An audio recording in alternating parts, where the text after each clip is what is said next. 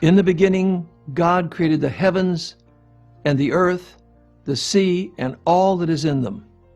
And since the dawn of creation, God's attributes are seen and known by all. As a building requires a builder, creation demands a creator. And as an outstanding design points to a gifted designer, our amazing universe reveals the glory of an awesome creator.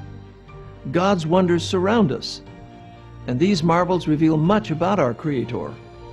Through creation we glimpse his power and wisdom, his majesty and care. Creation is speaking to those who will listen. I'm Dr. John Whitcomb. Join us now as we explore the message of creation, conscience, and the glory of God.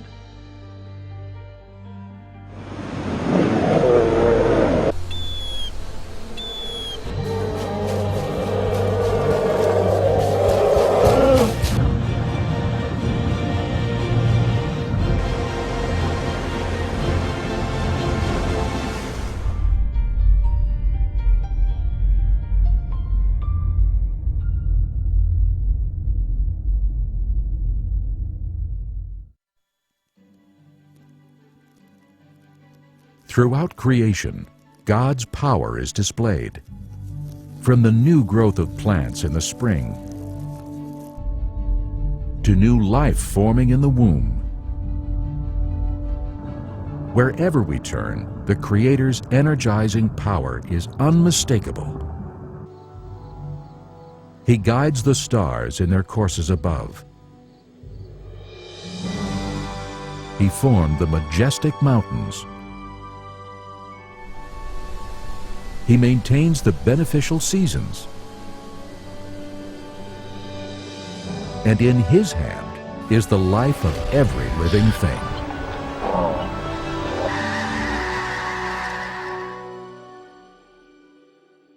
You know, the fact that we have a universe tells us that we need a creator. Because you see, the universe has a beginning and therefore requires a cause. The energy in the universe has a beginning and therefore requires a cause. And people say, well, you know, okay, fine, God made the universe, but then who made God? But you see, God is eternal. God doesn't have a beginning and therefore doesn't require a cause. And that may be a little hard to grasp, but there's nothing irrational about an eternal being. There is something irrational about something popping into existence from nothing, because that violates causality.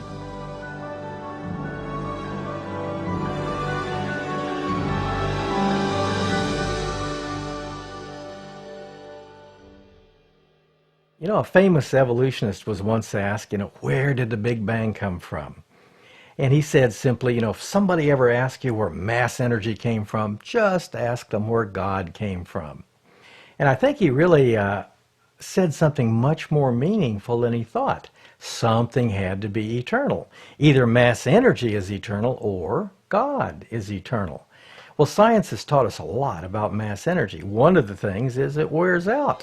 Mass energy eternal doesn't make any sense at all. God is eternal does make sense.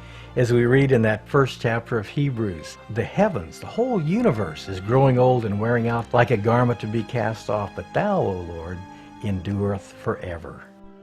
The Bible explains there's one God who's the creator and the source of all life and energy. The forces of nature are energized and guided by His hand. Who hasn't felt the rumble of an approaching storm and considered God's might?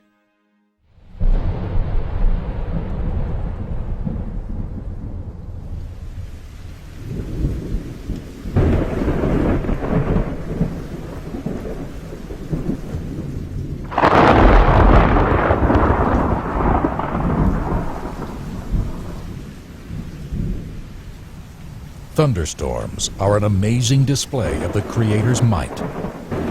An average thunderstorm pours down several 100 million gallons of water, equivalent to the amount of water that flows over Niagara Falls every 6 minutes. The same storm releases 10 million kilowatt hours of energy, equivalent to a 20-kiloton nuclear warhead. And large, severe thunderstorms can be 10 or even 100 times more energetic. At any given moment, hundreds of storms are occurring somewhere around the world. This amounts to about 16 million thunderstorms each year.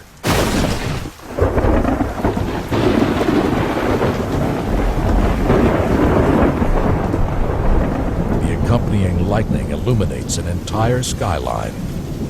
A bolt may reach over 5 miles in length, contain over 100 million electrical volts, and soar to temperatures approaching 50,000 degrees Fahrenheit in a split second. Hotter than the surface of the sun. On average, lightning strikes the Earth 100 times every second. Several million bolts reach Earth each day. The tremendous power, the incredible speed, and the glaring flash are clear manifestations of our Creator's majestic power. Thunderstorms are an incredible phenomenon in the atmosphere. They're awesome, they're powerful, they're frightening. They have all kinds of energy releases. That's basically what's happening, is a thunderstorm is releasing large quantities of energy in our atmosphere by vertical motions. Thunderstorms contribute a major amount to the water cycle. The hydrologic cycle, water is evaporated from the oceans, the vapors drifted over the continents, and then it falls as rain and then flows back into the sea. Thunderstorms are a major part of that cycle where it converts that water vapor back into liquid water, or rain falls to the earth. Lightning and thunderstorms in Scripture are often used as a symbol of God's wrath against rebellious people.